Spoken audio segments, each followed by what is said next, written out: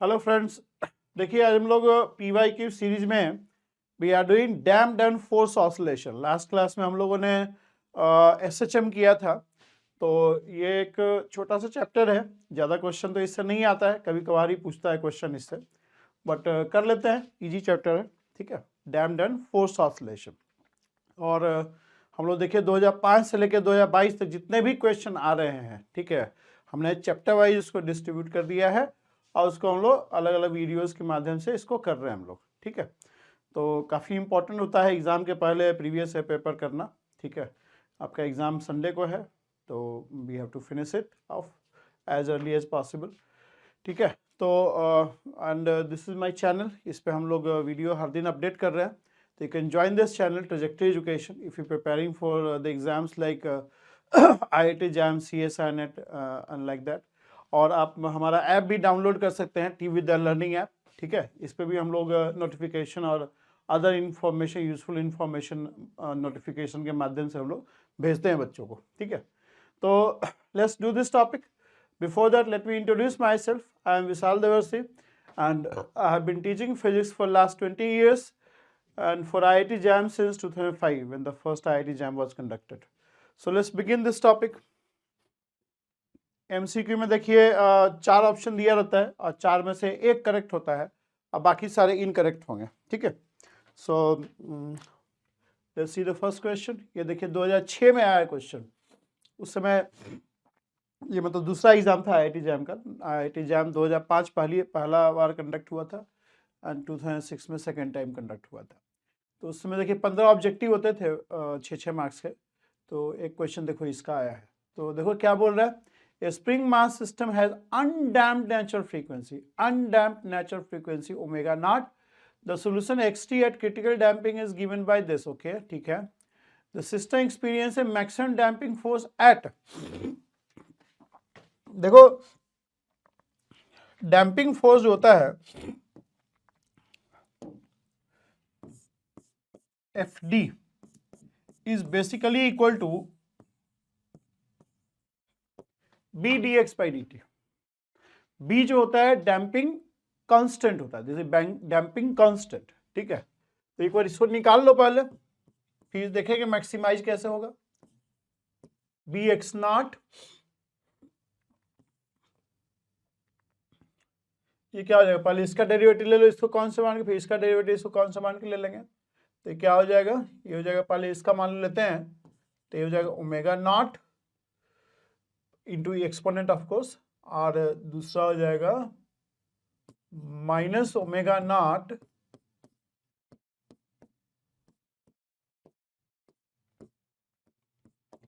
ठीक।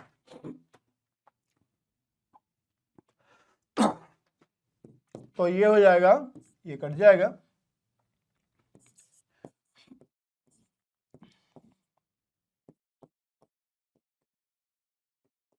इस तरह से हम लिख सकते हैं, ठीक। अब इसको मैक्सिमाइज करना है, ये आपका वेरिएबल टर्म है, इसको मैक्सिमाइज करना है। तो मैक्सिमाइज करने का हम लोग कैलकुलस में जानते हैं कैसे करते हैं हम लोग, डेरिवेटिव लेके 0 कर देंगे। ये क्या आ जाएगा, e to the power minus omega naught t and minus,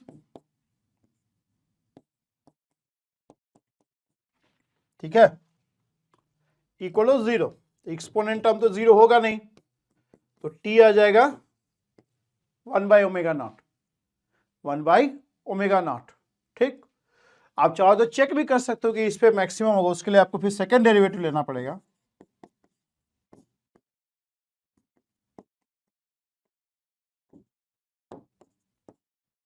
second derivative लोगे तो आ जाएगा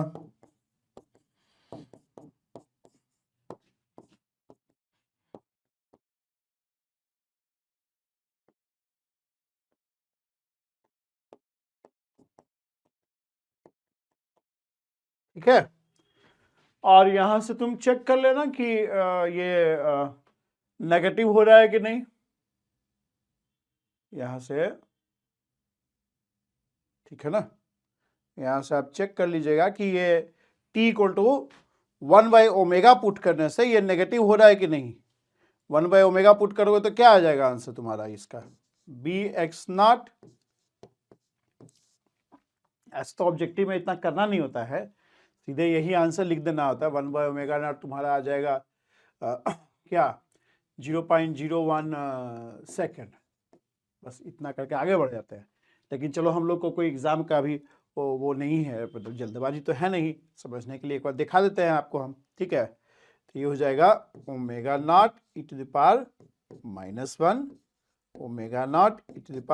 e⁻⁻1 1/ω0 पुट करोगे तो आ जाएगा प्लस ω0 e⁻⁻1, तो ये कट जाएगा। ये नेगेटिव आ रहा है, नेगेटिव आ रहा है मतलब कि FD इस टाइम के वैल्यू पे मैक्सिमाइज हो रहा है, ठीक है। तो आपका आंसर हो जाएगा 0.01 सेकेंड। टी आपका 1/ω0 आया, ω0 का वैल्यू दे रखा है 100 100, ठीक है। तो आपका वैल्यू आ जाएगा, समझ में आ रहा है जी, ठीक है। So we got the answer. अगला क्वेश्चन देखते हैं हम लोग। देखो ये क्वेश्चन क्या बोल रहा है, ये 2008 में आया है, ये कितना था, ये 2006 में था ना, 2008 में आया है। कभी देखो मतलब बहुत फ्रीक्वेंटली नहीं पूछता है क्वेश्चन इससे, ठीक है। इसमें सारे क्वेश्चन का संख्या भी देखो कम ही है। इसमें क्या लिख रहा है, instantaneous position of A small block performing one dimensional damp oscillation is given by this, ठीक है, हम लोग जानते हैं इस चीज को। Omega is angular velocity, gamma is damping coefficient and A is initial amplitude, alpha is initial phase, ठीक है। इनिशियल कंडीशन दे रखा है, ए अल्फा का वैल्यू पूछ रहा है आपसे, ओके। देखो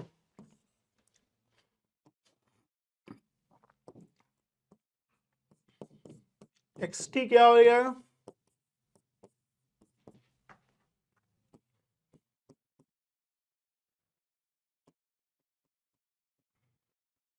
और dx/dt क्या होगा, ए ये आ जाएगा -r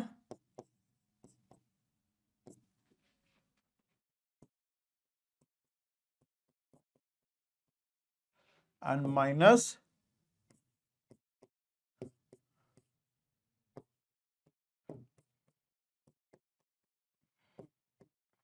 ठीक, ऐसा आ जाएगा। अब बाउंड्री कंडीशन पुट कर लो जरा,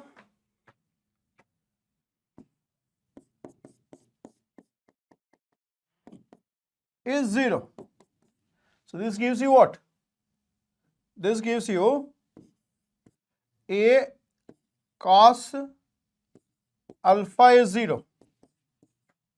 so alpha will be what, alpha can be written as simply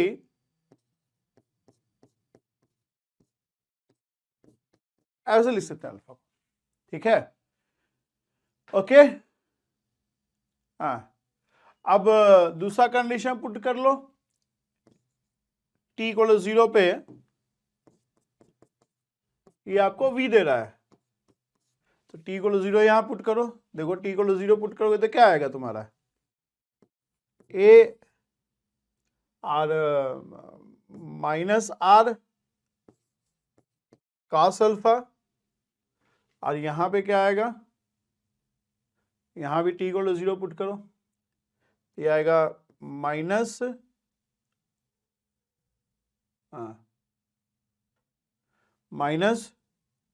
omega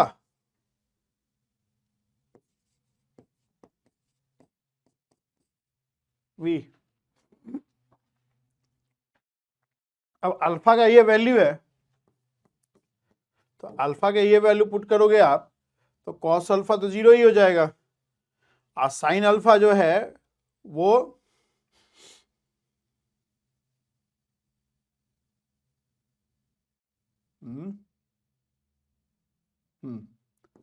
sine alpha का वैल्यू जो है ए तो आपका नेगेटिव नहीं हो सकता ना, साइन अल्फा n प्लस π/2 पे साइन अल्फा एक बार चेक कर लेते हैं हम लोग कि माइनस प्लस में कोई एरर तो नहीं है ना, सही है।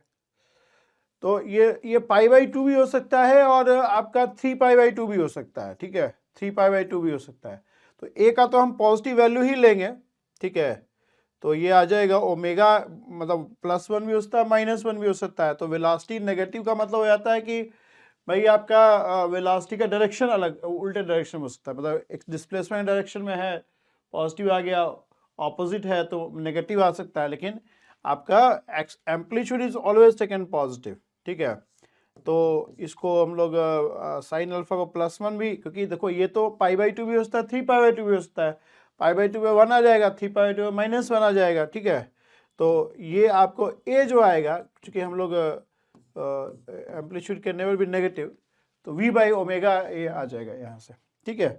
आप समझ ना यहाँ पे क्या इशू आ रहा है, मतलब दोनों माइनस में आ रहा है, ठीक है, मतलब ये माइनस में आता है, A appears to be like v/-ओमेगा, but this minus sign is for velocity, ठीक है। वेलोसिटी का अगर मान लो एक्स डायरेक्शन में वेलोसिटी को पॉजिटिव मानते हैं तो नेगेटिव एक्स डायरेक्शन में नेगेटिव काउंट होगा, ठीक है। तो एम्पलीट्यूड को हमेशा हम लोग पॉजिटिव करके ही लिखेंगे हम लोग, ठीक है। तो ये सी आपका करेक्ट आंसर है, C will be the correct answer, ठीक है। ये देखो 2008 में क्वेश्चन आया था तुम्हारा, ठीक है। आगे चले, तो क्या बोल रहा है, among the following displacement versus time plot one may represent the overdamped oscillator।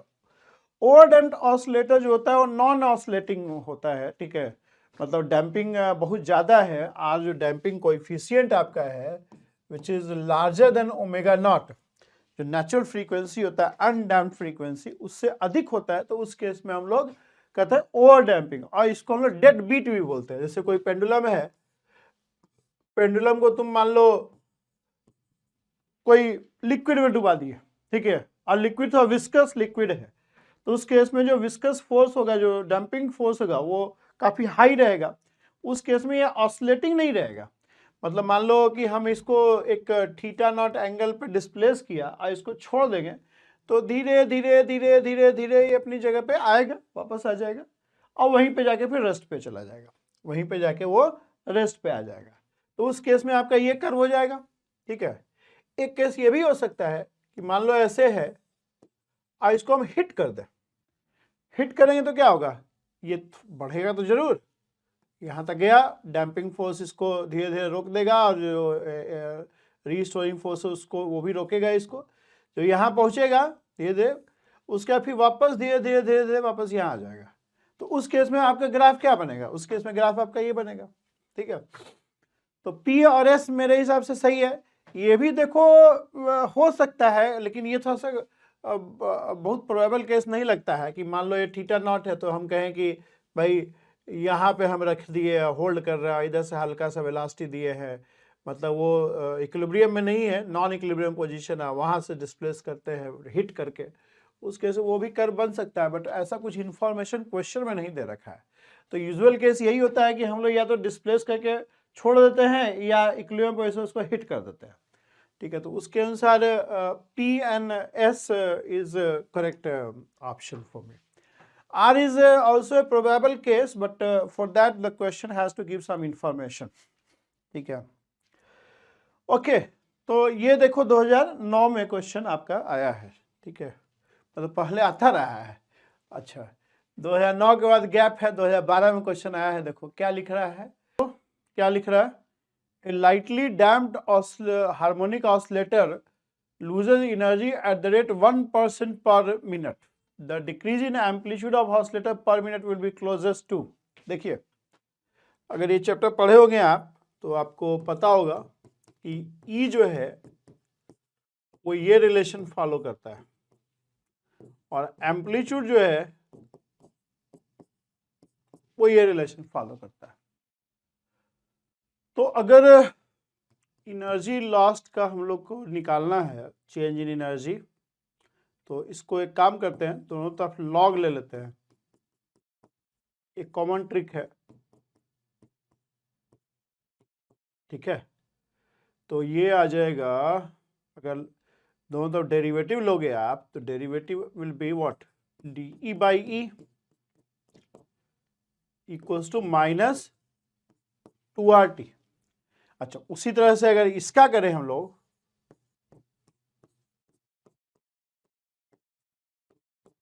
ये आ जाएगा।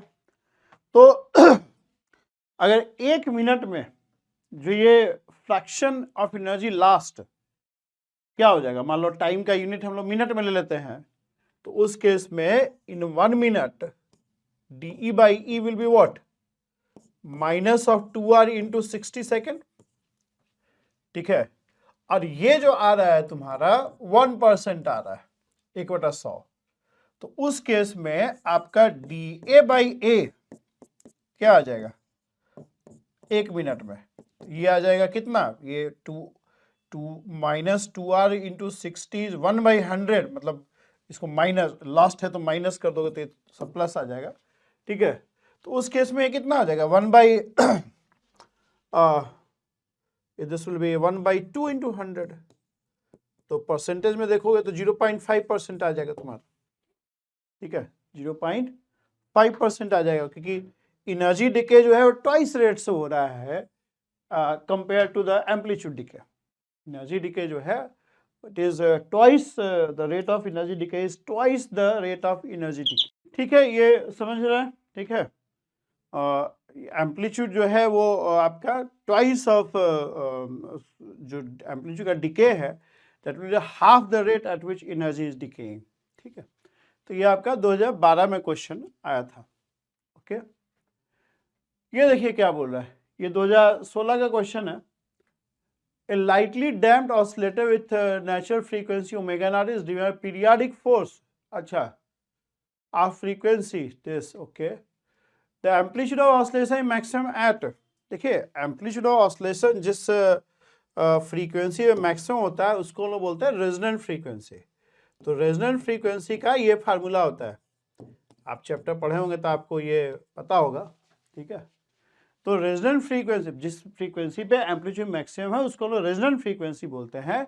तो रेजोनेंट फ्रीक्वेंसी ओमेगा नॉट से स्लाइटली छोटा होता है, ठीक है, क्योंकि r square r smaller compare to omega naught, तभी आपका वो ऑसिलेशन होगा, नेचुरल ऑसिलेशन। तो ये आ जाएगा, तो कौन सा आंसर होगा, देखो omega naught is slightly less than omega, sorry omega is slightly less than omega naught, ठीक है। जो रेजोनेंट फ्रीक्वेंसी होगा वो ओमेगा नॉट से स्लाइटली छोटा होगा, ठीक है। तो बिल्कुल फार्मूला बेस्ड जो देखो क्वेश्चन है, कुछ नहीं है क्वेश्चन में, ठीक है। ये देखो क्या बोल रहा है, कैसे फॉलोइंग डिफरेंशियल इक्वेशन, ठीक है, alpha beta cat fix gamma is increased. देखो इसको जो है अगर हम लोग अल्फा से इसको डिवाइड कर दें तो क्या आ जाएगा, d square y by d t square plus beta by alpha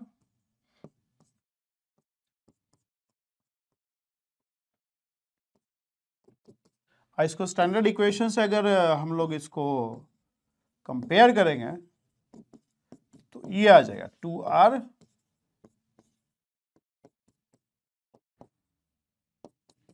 ठीक है। और जो फ्रीक्वेंसी होता है डैम्प ऑसिलेटर में ये होता है omega naught square minus r square. तो आप देखो अल्फा बीटा फिक्स है तुम्हारा, अल्फा बीटा फिक्स है मतलब आर चेंज नहीं हो रहा है, आर फिक्स्ड है। गामा क्या हो रहा है, गामा इंक्रीज हो रहा है, गामा इंक्रीज होगा तो गामा बाय अल्फा इंक्रीज होगा, अल्फा कांस्टेंट है, तो यानी ओमेगा नॉट बढ़ेगा। यानी अगर आप गामा को बढ़ाते हैं और अल्फा बीटा फिक्स रखते हैं तो this remains fix but this start increasing, उस केस में आपका फ्रीक्वेंसी ऑफ ऑसिलेशन जो है वो बढ़ेगा, आपका फ्रीक्वेंसी ऑफ ऑसिलेशन जो है वो इंक्रीज कर जाएगा, ठीक। ऐसे हम लोग कर सकते हैं, ठीक है। तो ये बिल्कुल फार्मूला, मतलब ये सिंपल कुछ करना नहीं है, सब इजी क्वेश्चन है।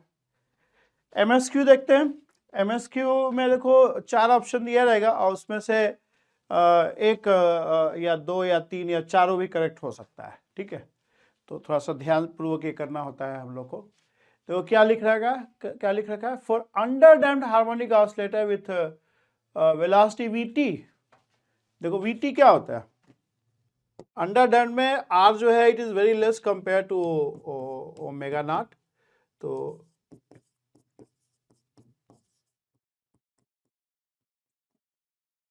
ओमेगा टी प्लस अल्फा कर लो, या डेल्टा लिखते हैं यूजुअली हम लोग, तो डेल्टा लिख लो। तो वेलोसिटी क्या हो जाएगा, तो ये आ जाएगा A e to the power minus R T omega, sign बदल जाएगा कॉस में, और ये हो जाएगा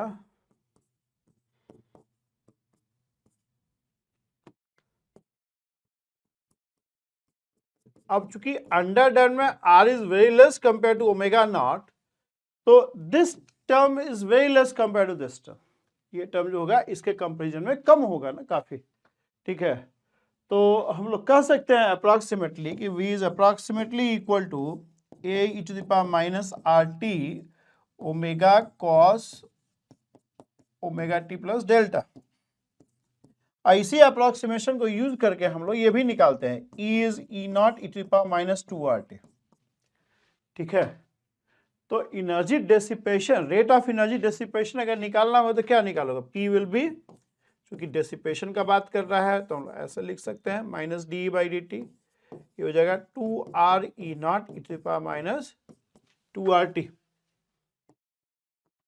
अब ये टर्म देखो e to the power minus 2RT है, वेलोसिटी में ये आपका e to the power minus RT है, तो यानी आप कह सकते हैं कि ये प्रोपोर्शनल टू v स्क्वायर होगा। Rate of energy dissipation is very square as VT, ठीक है। तो ये तो ऑप्शन हमको सही लग रहा है बी। और क्या लिख रखा है, the reduction in oscillation frequency compare to undamped cases independent of VT, ये भी ठीक है। देखो ओमेगा क्या होता है, it is omega naught square minus r square, इसमें वेलोसिटी का कोई रोल ही नहीं है, तो सिस्टम के कैरेक्टरिस्टिक पे डिपेंड करता है कि मास कितना है और उसका नेचुरल फ्रीक्वेंसी कितना है, इनर्शिया कितना है, आपका डैम्पिंग कितना है, ये सब पे डिपेंड करता है, वेलोसिटी से इसका कोई मतलब है नहीं, ठीक है। So this one is also correct, ठीक है। और क्या लिख रखा है, the weak damping amplitude decay exponentially to 0, देखिए ये धीरे धीरे कम होता जाएगा, एम्पलीट्यूड डिके कर जाएगा, फाइनली जीरो हो जाएगा, ये भी ठीक है। तो BCD आपका करेक्ट आंसर है, BCD इज करेक्ट आंसर। तो इस तरह से हम क्वेश्चन कर लेंगे, I think this is the end of it, ठीक है। ओके, सो फाइनली आई से कि मतलब चैप्टर बहुत इंपॉर्टेंट नहीं है, बट जो भी क्वेश्चन आ रहा है ईजी आ रहा है, तो मतलब ये चीज़ को ध्यान में रखते हुए चैप्टर छोड़ने का मतलब नहीं, क्वेश्चन ईजी आ रहा है तो चैप्टर भी बहुत डिफिकल्ट नहीं है समझना, ठीक है। तो let's end this video over here. Next जो चैप्टर होगा दैट विल बी वेव्स पे हम लोग बनाएंगे, और आज ऑप्टिक्स का सारा कर भी देंगे, ठीक है, सारा डाल देंगे यूट्यूब पे। तो आप देखिए ये सब अगर आपको यूजफुल, ऑफ कोर्स यूजफुल होगा, ठीक है। So you can join my channel if you are liking all these videos and if you are finding them to be useful.